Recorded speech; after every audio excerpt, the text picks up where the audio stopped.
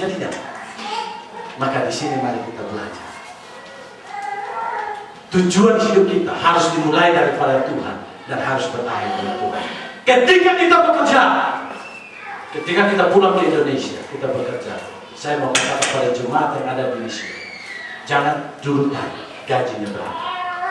Tapi yang pertama tanya sama Tuhan, Tuhan, apa ini pekerjaan yang Tuhan sediakan? Banyak orang ketika mencari pekerjaan, dia mulai tanya, berapa? Kasih buat saya.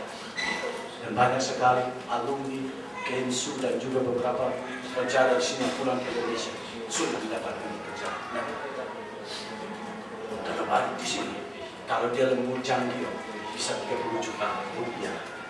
Pulang ke Indonesia 1 juta rupiah. Mau 1.500.000 paling tinggi, mau? Gak mau? Gigi jari. Iya dong? Gigi jari, udah gigi jari, ujung-ujungnya gak ada dah. Kenapa? Karena kita mulai dari situ. Mungkin saudara katakan, tapi Bapak mau hidup bagaimana? Loh, tujuan hidup ini bukan hanya untuk makan. Kalau begitu makan untuk hidup, hidup untuk makan. Bukan itu. Tujuan hidup ini yang berawal dari Allah dan berakhir dengan Allah. Sesulit apapun pekerjaan, tapi kalau Allah tuntun di sana, ingat dia adalah gembala yang baik buat kita. Dia tidak akan pernah meninggalkan kita. Saya berkata demikian karena saya adalah anak seorang petani yang cantik pedesaan udik punya udik. Karena di sana jangankan puskesmas posyandu itu tidak pernah ada. Kami 13 orang akhirnya nggak ada pos, gara-gara nggak ada posyandu di luar daripada kedaulatan Tuhan saya bicara. Akhirnya 9 orang meninggal tanpa ada bantuan apa-apa. Saya melarang dari miskin, dan tapi saya tidak pernah melihat, tidak pernah melihat satu hari pun saya makan sehari itu 3 hari. Walaupun hanya 1 roti, ujungnya saya makan pagi, tengahnya saya makan siang, bawahnya saya makan sore. Cukup dong 3 kali. Dan yang penting 3 kali. Mau 4 sehat 5 sempurna atau tidak sempurna pun terserah. Yang penting 3 kali. Tapi kita pergi ke dokter yang tanya, makan berapa kali? 3 kali. Oke. Good. Kan dari bangun 3 kali. Tergantung mau makan apa. Mungkin onigiri atasnya, tengahnya, bawahnya. Terserah. Yang penting kan 3 kali. Dan sampai saat ini Tuhan pimpin keluarga kami sampai titik ini. Saya tidak pernah melihat kami meminta-minta kepada orang, tolong bagi kasih kami kekurangan. Tidak. Bahkan Tuhan katakan, di dalam kekurangan engkau harus menjadi berkat. Bukankah lebih baik memberi daripada menerima? Tapi banyak orang lebih setuju, lebih banyak menerima daripada memberi. Maka tidak hebat. Kepalanya kecil, kaki kecil, tapi perut besar. Ya, kenapa? Karena lebih banyak menampung daripada menyalurkan. Tapi kita di sini tidak seperti itu. Semua melakukan tindakan memberi dan buktinya kita lihat. Semua dalam kondisi yang stabil dan kalau lihat sahabat-sahabat, semua dalam kondisi memuliakan nama Tuhan. Saya bicara itu bukan dalam kondisi jemaat di sini, tapi di tempat yang lain. Kita semua. Bahkan kita melihat orang-orang yang ada di jemaat kita adalah orang-orang yang setia memberi buat Tuhan. Dan terbukti semuanya langsung. Walaupun gemuk tapi sesuai dengan postur tubuhnya. Tingginya, badannya itu sesuai. Saya bicara begitu karena memang saya sudah pulang sedikit. Memang gak sombong, tapi sombong juga di dalam. Maka di sini mari kita belajar untuk melihat apa hal ini. Jangan banyak. 1 titik pun Tuhan tidak pernah dilibatkan kita. Ketika berkumpul teman hidup, jangan lihat ganteng atau tidak, cantik atau tidak. Lihat dari belakang pun sudah bilang Tuhan, saya berdoa begini. Ya balik kata nyaman-nyaman jumpai. Ternyata kita sumbing dia sumbing. Oh itu lain. Oh ternyata ketika kita lihat dia kita, ternyata arah tatapan itu kelihatannya lah nggak pas dengan kita begitu.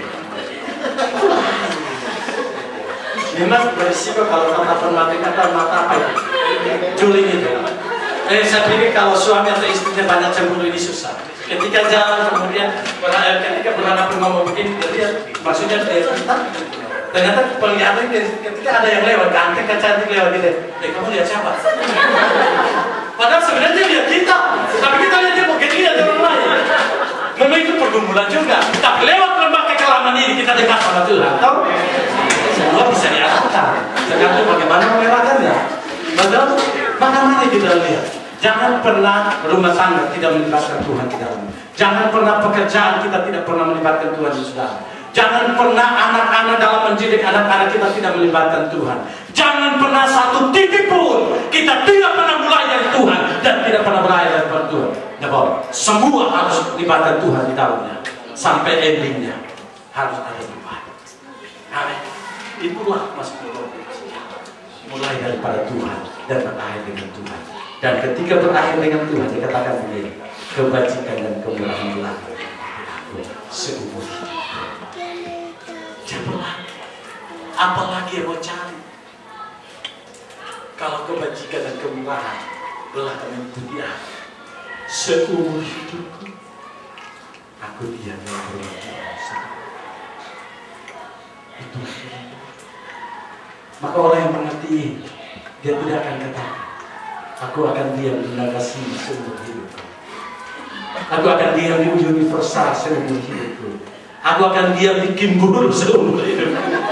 Aku akan diam di tempat-tempat lain. Tapi dia akan katakan, aku akan diam dalam rumah Tuhan sepanjang hidup. Artinya, ketika orang ajak untuk berdoa, sampai kerinduan bukan? Amin. Ketika diajak untuk beribadah, kerinduan bukan? Ketika diajak untuk PA, puji Tuhan. Karena di situ jiwa saya disegarkan. Di situ ketenangan saya dapatkan. Di situ tujuan hidup saya dapatkan. Amin. Ada yang mengatakan begini, hari-hari tertentu adalah hari-hari yang sangat sulit untuk mengangkat telepon dan penderitaan. Kenapa tertawa ini? Bukan di sini, di tempat lain maksudnya. Hari-hari tertentu, hari-hari yang sulit untuk mengangkat telepon penderitaan. Kenapa? Karena dia dalam rumah Tuhan, bukan kesukaan hidup. Tapi saya mengatakan, itu hanyalah segelintir lembah kekelaman. Kalau kita terus mencintai Tuhan, hari demi hari kita akan melihat betapa indahnya kita duduk diam di atas Tuhan. Betapa indahnya kita bersekutu dengan Tuhan. Betapa sungguh kita mendapatkan kekuatan untuk bertumbuh. Maka dalam perenungan firman Tuhan mengajarkan kita dua hal.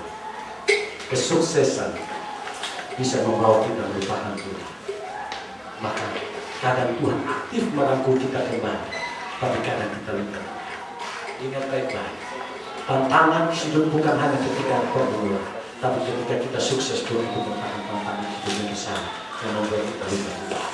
Tapi yang kedua adalah jangan pernah sekali-kali tidak pernah memulai sesuatu dari Tuhan.